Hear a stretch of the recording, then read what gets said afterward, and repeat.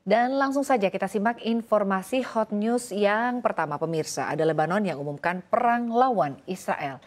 Ya, pemerintah Lebanon mengumumkan negaranya kini sedang berperang. Hal ini dikatakan Perdana Menteri Najib Mikati setelah ledakan massal dan mematikan perangkat elektronik terjadi di seluruh negeri selama 2 hari berturut-turut yang menewaskan lebih dari 30 orang serta melukai ribuan lainnya. Pemerintah di Beirut menyalahkan Israel atas serangan pager yang digunakan kepada anggota kelompok bersenjata Lebanon Hizbullah dan meledak secara bersamaan menewaskan 12 orang dan melukai 3.000 lainnya pada Selasa lalu. Sementara pada Rabu 20 orang tewas dan 450 lainnya cedera setelah perangkat elektronik lainnya termasuk walkie-talkie, laptop dan radio meledak. Laporan media mengklaim bahwa Dinas Rahasia Israel Mossad berada di balik kejadian ini. Badan tersebut dikatakan memasang ribuan perangkat elektronik dengan muatan peledak kecil yang dipinjau melalui sinyal jarak jauh. Hal yang sama juga dikatakan Hizbullah. Pemimpin Hizbullah Hasan Nasrallah mengatakan musuh telah melewati garis merah melampaui semua kendali hukum dan juga moral. Ia pun mengatakan Hizbullah sendiri tidak akan berhenti menyerang Israel selama Tel Aviv masih terus melancarkan serangan di Gaza.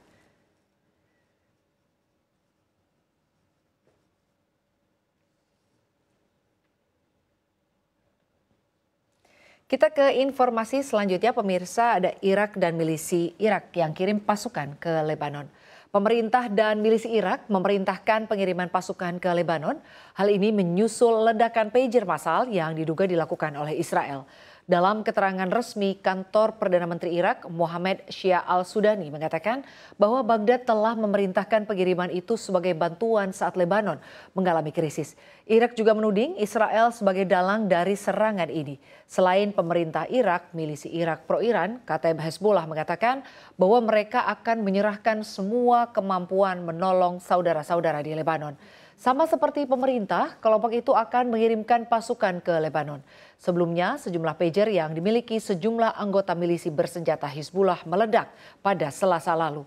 Ledakan itu terjadi saat ratusan anggota Hizbullah sedang berada di sejumlah tempat umum di seluruh negeri Rafiq Hariri.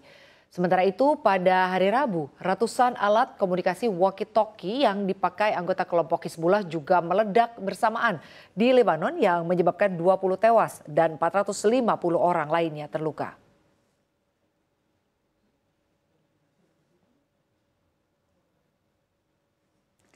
Kita ke informasi berikutnya pemirsa, ekonomi jeblok Selandia Baru menuju resesi.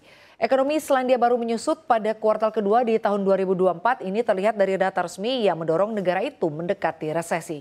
Badan Statistik Selandia Baru StatsNZ mencatat kontraksi atau pertumbuhan ekonomi negatif 0,2% per kuartal 2 di tahun 2024 ini. Ini mengikuti pertumbuhan 3 bulan sebelumnya yang lesu di kuartal 1 tahun 2024 sebesar 0,1%, harga yang tinggi, biaya pinjaman yang tinggi, dan krisis perumahan yang telah membebani konsumen. Sementara sektor susu utama mengalami penurunan ekspor, Menteri Keuangan Nicola Willis menyalahkan Bank Sentral Selandia Baru yang telah mempertahankan suku bunga tinggi untuk mengatasi inflasi.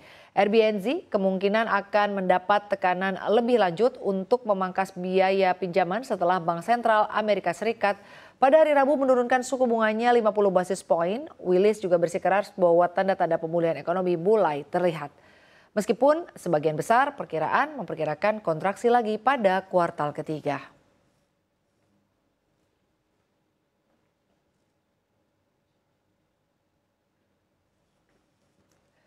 Ya, harga emas diramal tembus di 2.700 US dollar. Harga emas dunia diramal akan mencapai 2.700 dolar per troy ounce setelah Bank Sentral Amerika Serikat The Federal Reserve memangkas suku bunga.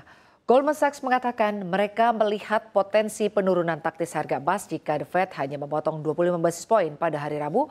Namun mereka menegaskan kembali rekomendasi perdagangan jangka panjang pada emas serta target harga 2.700 dolar per ounce pada awal tahun 2025.